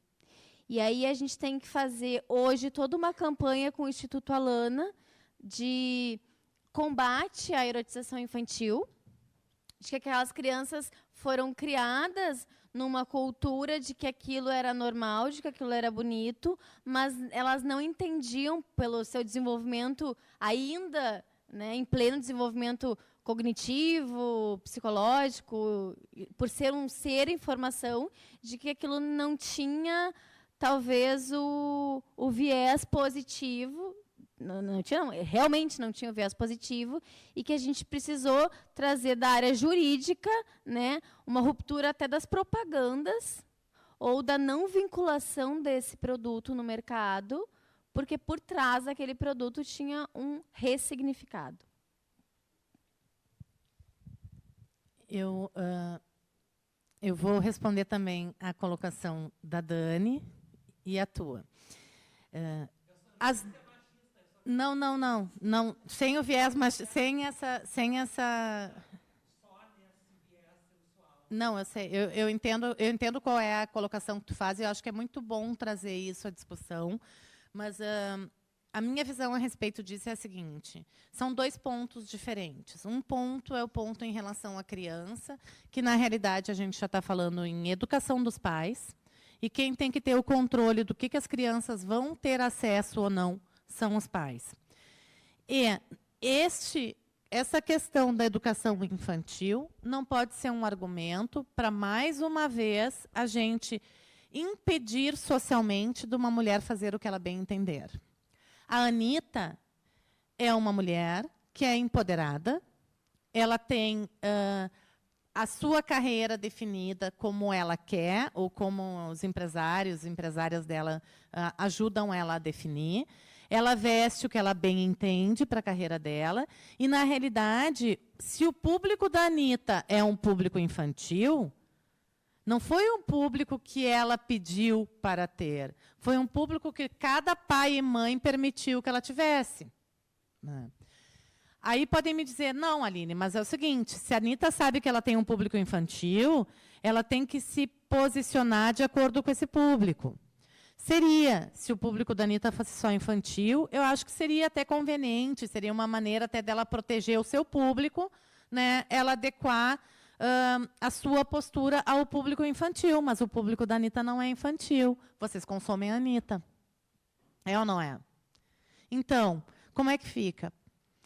O argumento de que porque uma criança consome o trabalho da Anitta não é um argumento viável para que a gente questione o que a Anitta vai vestir e como a Anitta vai se manifestar nos seus shows. Muito menos a Carla Pérez. Por quê? Porque se ela quer dançar na boquinha da garrafa, ela dança à vontade. Agora, se eu sou mãe e não acho isso adequado para o meu filho, eu vou proibir o meu filho. Eu tenho essa autonomia, porque quem cuida da educação das crianças são os pais. Quem determina o que uma criança pode ou não fazer tem que ser os pais. Senão a gente entra naquela tendência de achar que a escola é que tem que educar, né? E não é. É de casa que vem o exemplo, é da família que vem o exemplo. É de quem está acolhendo aquelas crianças é que dão o exemplo. Se a gente não tem capacidade de educar, a gente tem que rever a nossa posição, né? Não pensar que uma mulher não vai poder usar mini saia porque um homem vai olhar para a bunda dela na rua. Desculpem o termo. Mas é. Quando eu estava na faculdade, eu escutei um professor meu de direito penal dizer na época, eu me formei em 97, tá, gente? Isso deve ter sido em 96. Ele falou em sala de aula. Ele disse o seguinte: uma mulher que caminha no centro de Porto Alegre de mini saia está pedindo para ser estuprada. O que a gente pode esperar? Se um professor de direito penal fala isso em sala de aula, numa universidade privada, né, o que a gente pode esperar de toda uma população, de toda uma sociedade que é, sem dúvida nenhuma, educada no machismo, né?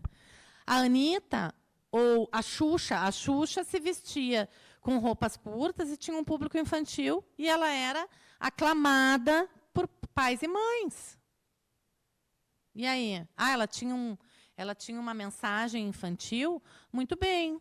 Mas e aí? Por que aquelas mães e aqueles pais que se achavam incômodo deixavam os filhos comprar roupa igual? Né? Isso são os pais que têm que dizer, nesta faixa etária, tu ainda não estás apta a te vestir dessa maneira porque está sexualizando a criança, o teu momento de infância. Ok. Agora, se é uma menina, está com 16, 17, 18, ou uma mulher, ela bota o tamanho de saia que ela quiser. Se ela vai para o palco, então, que se utiliza, né, que é aquela roupa para palco, mais ainda. Mas qual é a nossa característica? Vocês viram? Eu escutei no rádio essa semana. Vocês viram a bota cor-de-rosa que a Anitta utilizou no show nos Estados Unidos? Isso num programa de rádio aqui, de Porto Alegre, né, que são radialistas conhecidos, são um pessoal bem conhecido aqui no Rio Grande do Sul. E eram duas mulheres lançando esse tema. Tu viu? Aí uma outra disse, mas é Manolo Blahnik. Ah! Como assim, ah? Tu tá falando mal da bota cor-de-rosa que a Anitta usou. Aí entra um homem na conversa assim, a Anitta com aquela bota não ficou bem, porque quando era uma outra cantora americana que utilizou a mesma bota, ela tem outro corpo, daí fica bem. A Anitta está precisando de um personal stylist. Só um pouquinho, por quê? Ela usa o que ela quiser. Né? Quem quiser sair daqui sem roupa, vai ter um probleminha, porque andar sem roupa na rua a gente não está ainda, né, liberado para fazer. Mas faça! Já é libertinagem, já não é mais... Não, tu vai ter só que dar uma explicaçãozinha, mas ninguém vai te levar para a delegacia, por isso que tem outras coisas muito mais importantes para levar para a delegacia, né?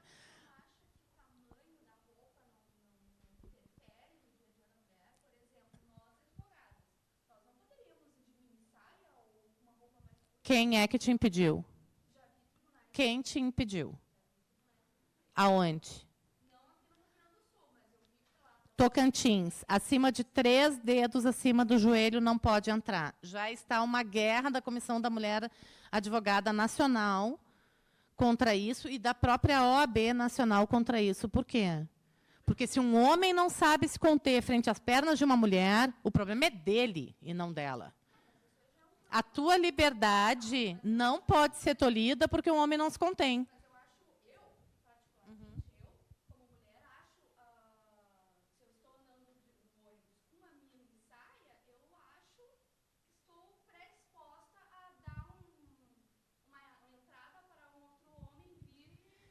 Na realidade, tu foi educada a entender que expor o teu corpo faz com que tu esteja se sujeitando a olhares e a algum tipo de agressão masculina. Só que, se a gente seccionar essa ideia. Tu olha para um homem de uma maneira assim desejosa e lasciva em qualquer lugar.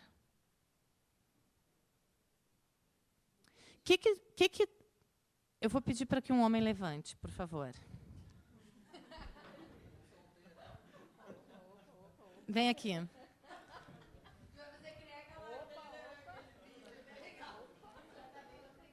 Sobe aqui. Gente, é bom. Vocês sabem o que é vocês saírem todos os dias e quando o homem cruza por ti, o que ele faz? Aí vocês vão me responder o quê? Mas os homens são assim. Não, eles são assim porque a gente deixa os homens serem educados assim. Porque isso não é natural. Tu naturalizou o machismo.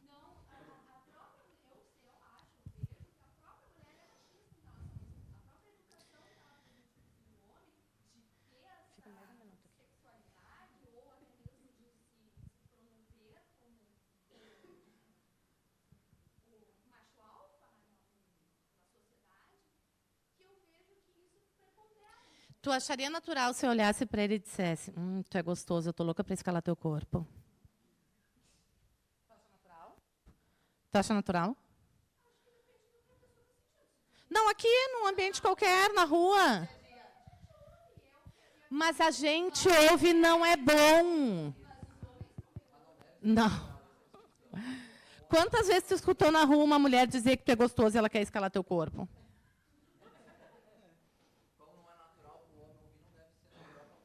Não é bom, gente. Não é natural, mas a gente naturalizou, entendeu?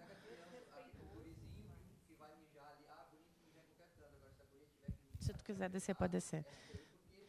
Eu vou liberar o nosso gostoso para ele voltar para a cadeira dele. Pessoal, o que mais enriquece um debate é justamente o contraponto e os posicionamentos contrários.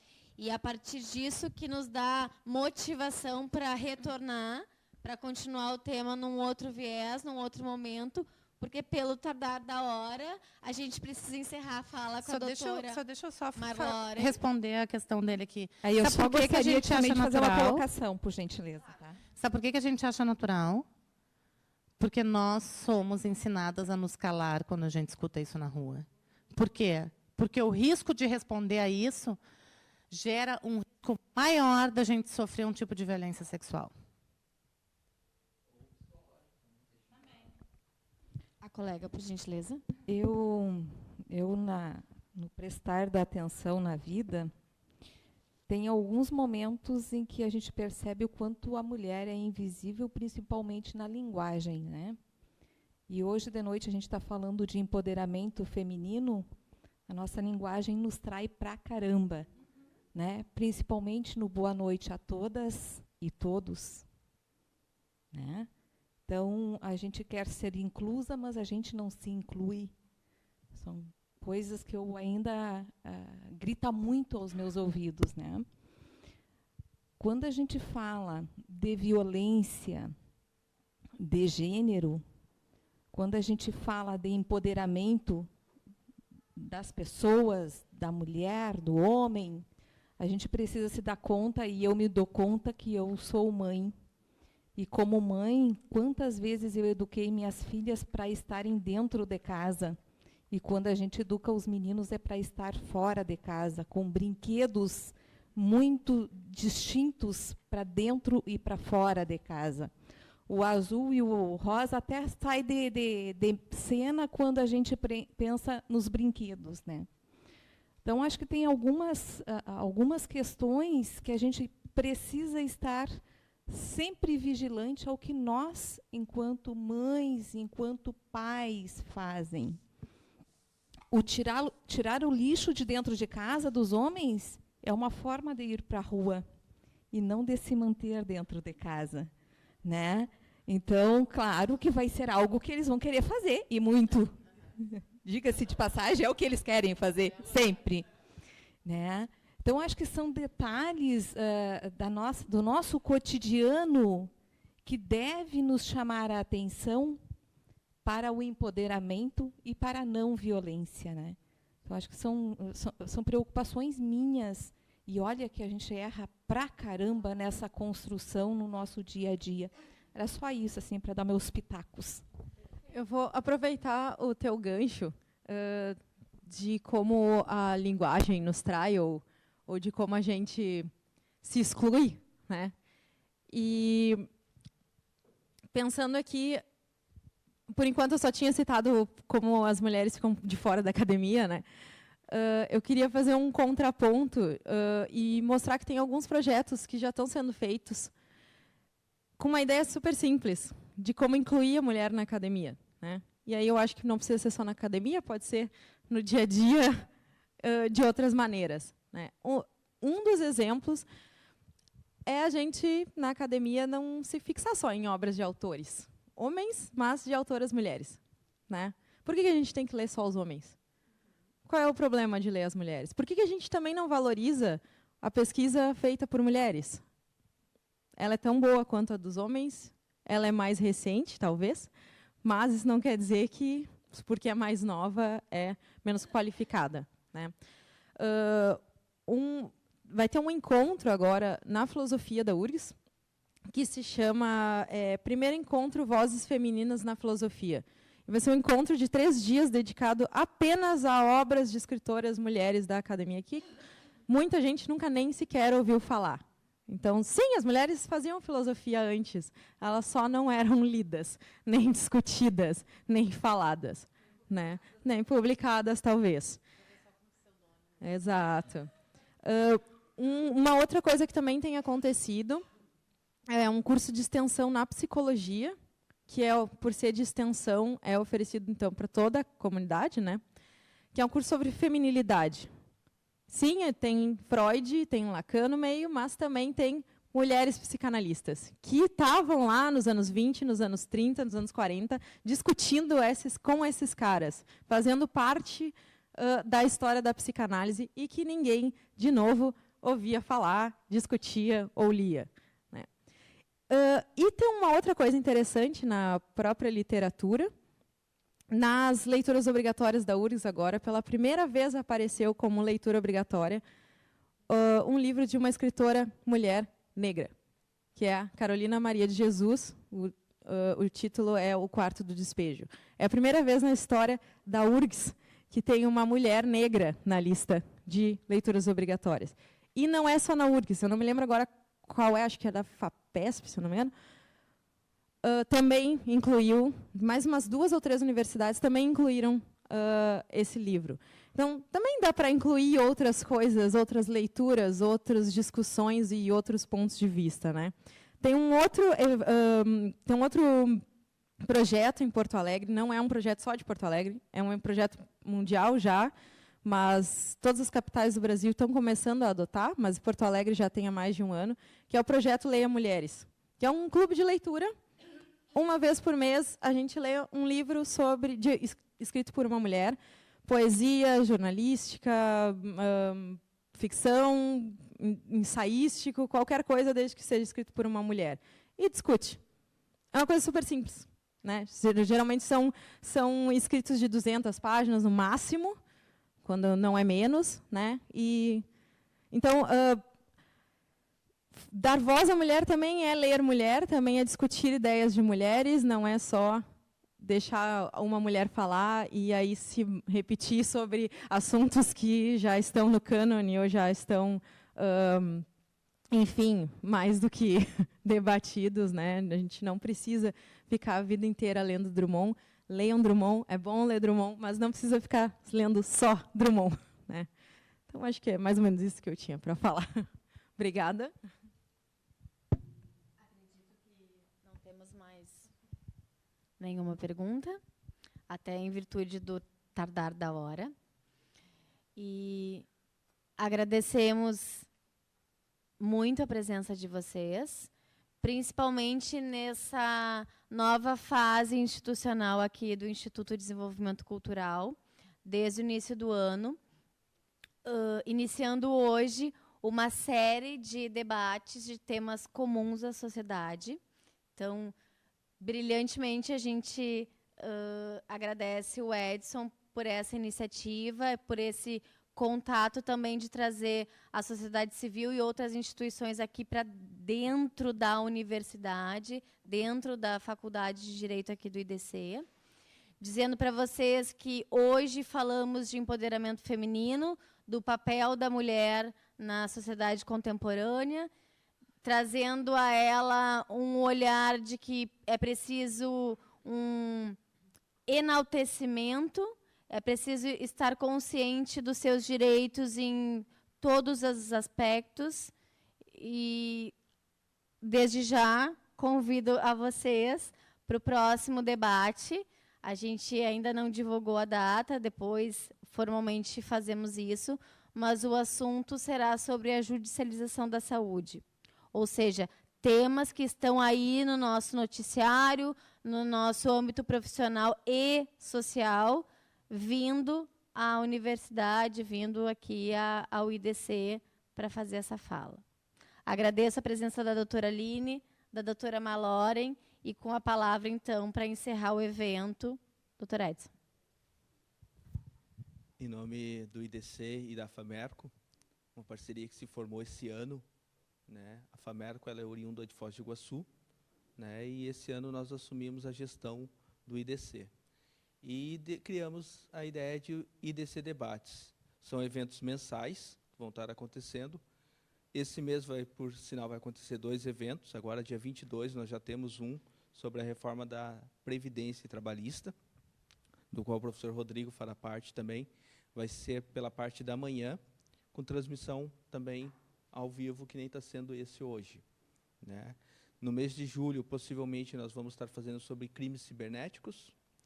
Agosto, direito civil, né? E, por sinal, vai ter uma homenagem a um professor também, junto a esse evento. E nós já estamos vendo a agenda também para fazer sobre a judicialização da saúde, né? Agradeço a disposição da Aline, da Mallory, da Dani, por estar fazendo a mediação para nós. E agradeço aos presentes, né? Infelizmente, o tempo não nos contribuiu hoje, mas pelo acompanhamento que eu tive ali nas redes sociais, nós tivemos um bom público acompanhando. Última vez que eu vi no Facebook, nós estávamos com 870 visualizações, né? Então, bastante gente pôde acompanhar também o evento. E o professor Rodrigo, que trouxe a turma do pós-trabalho, para estar acompanhando também o evento conosco.